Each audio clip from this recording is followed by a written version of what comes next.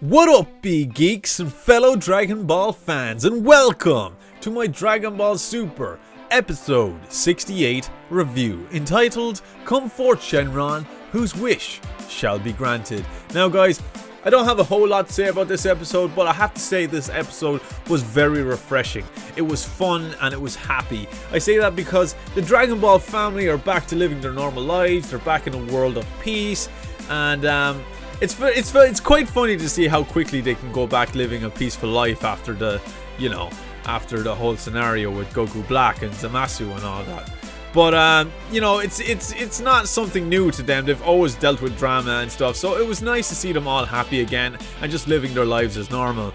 Now, this episode was interesting to say the least, because Bulma at the start of the episode was kind of sneaking around and being suspicious and whatnot, and then it kind of shows that she's actually been working on a time machine.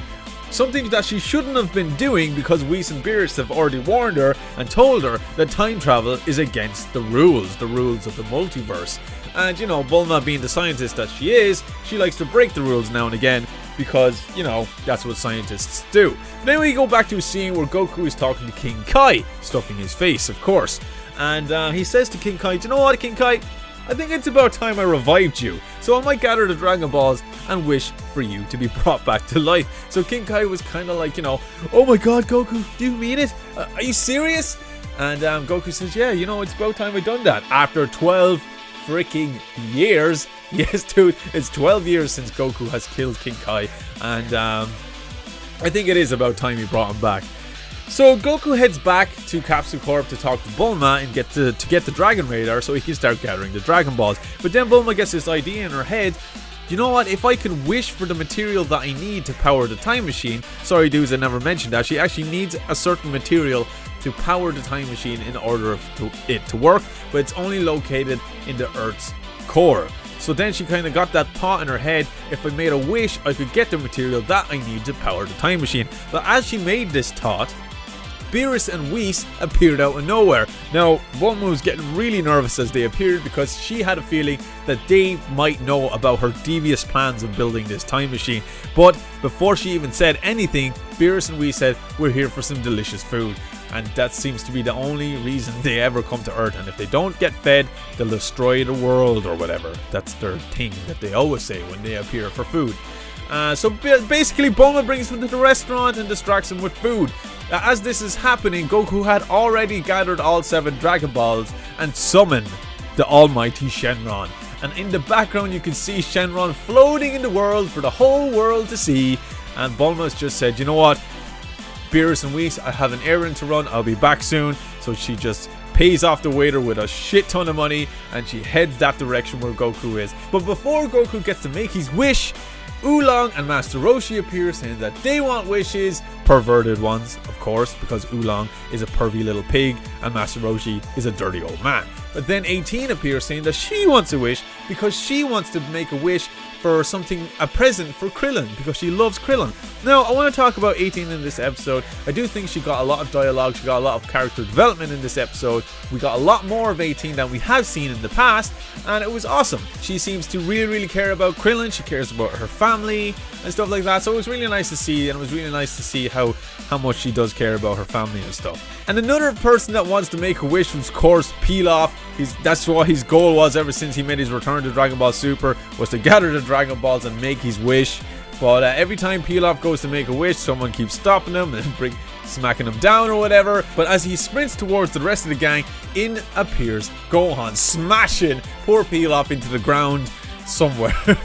That was quite funny, actually. So Gohan appears, but he's holding Pan in his hand. Now this is kind of something that was kind of like, okay, I'll accept this, but I don't see why that had to be thrown in there.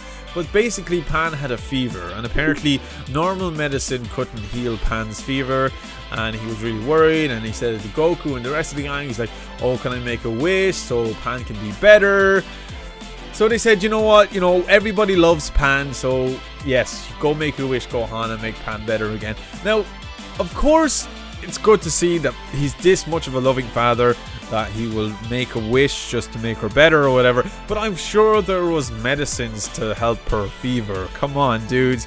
I mean, because Gohan grew up on Earth, and Goten is living on Earth, and Goku has been on Earth for a long time. Like, of course there's medicines out there to help her, but you know, I suppose they had to throw that in there to, you know, waste a wish or whatever. You know, Shenron was like, oh, this is an easy task, and then she was better. Whatever, it was nice to see her and all that. Another thing I wanted to point out is there that Gohan doesn't seem to be, I don't know, it's very hard to see if Gohan is back training or not. I know that they teased something in the previous episode, but from the looks of it, dudes, I don't think it's gonna happen, or not anytime soon anyway. But after that happened, then it looks like that Shenron only has one more wish to grant, and everybody is fighting over this one wish. But Goku saying, like, you know what, I gathered the Dragon Balls, I gathered them for one specific reason, and that was to bring back King Kai. And he was just about to wish back King Kai, and then Bulma appears, smacking Pilaf out of the way again. Poor Pilaf. And Bulma comes in and she's like, you know, okay, what does everybody want or whatever? And then out of nowhere, Bulma becomes like the new Shenron and grants everybody's wishes. Master Roshi gets his young girls. Android 18 is, you know, convinced that all Krillin wants is 18 and Marion, and that's the best present she could ever give him. And then Oolong gets flicked away by 18 whilst being given a shit ton of money by Bulma. And then that was everybody's wishes pretty much granted except Goku. So Bulma was kind of like, okay, I tell you what, Goku, if you can get this mineral or this material from me from the Earth's core, I will let you have your wish. Now, I don't know how Bulma has the rights to, you know, to manipulate Goku in doing this. I mean, Goku did gather the Dragon Balls in the first place, so technically it is his wish. But Goku, being the dumbass that he is, he said, you know what, okay, I'll get this mineral that you need. I'll go down to the Earth's core. I will get it for you. So he does. He goes down and he gets this mineral or whatever. But then, bam, Beerus and Whis appear in the Earth's core where Goku finally got the mineral. And Goku was like, oh, what are you guys doing here or whatever? They come back to Earth, and Bulma shouts over to Goku, he's like, did you get it? Did you get the material? And Goku's like, well, I did, but something happened.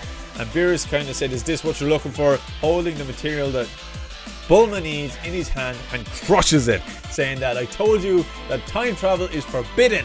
And she's just like, I know, I'm so sorry. And then he just flicked his finger and blew up the time machine in Capsule Corp. So that was kind of cool.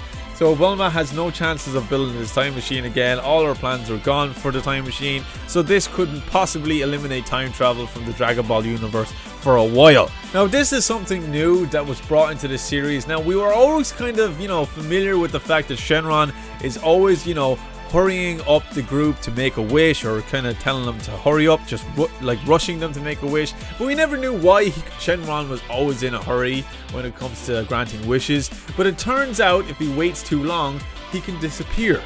Now, as Goku makes his wish, or goes to make his wish to bring back King Kai, Shenron can't hold it anymore and disappears. So poor King Kai is going to have to wait another long time before he can get wished back by the Dragon Balls. But now, guys, you have stated in the comment section below that one wish was already granted by Shenron. Hence, when the Dragon Balls are gathered again, he can only grant one more wish. So this could potentially become something that's brought up in a future episode. I don't know why. It could lead to something like, you know, someone needs to be wished back, but there's not enough wishes to fulfill what they need done or whatever. So that's kind of cool how they threw that in there as well. But anyway, dudes, that's basically how the episode ended. And then we get to the preview of episode 69. Now, before we talk about the preview, I just want to do a quick recap of the episode. I did like it. It was fun. It was peaceful. It was nice. There was good character development of 18. We got to see the whole world again. The animation style was quite nice as well. That was really cool to see. They're really working on it now. They really are. Like, even when they've done a flashback to Oolong making a wish for dirty underwear or whatever, that was all reanimated again for Dragon Ball Super. So, you know, they're learning from that. They're not, you know, using scenes from Dragon Ball Z. It looks weird going from new animation to old animation. That was cool. I like how they done that. But all in all, this episode was really good. Well structured episode. Nice character development. And some, you know, new information for the Dragon Ball world. So we go to the preview now, guys. So episode 69 is basically where we see Rayleigh. Now this has been spoiled already. The title of the episode is Goku vs. Arale.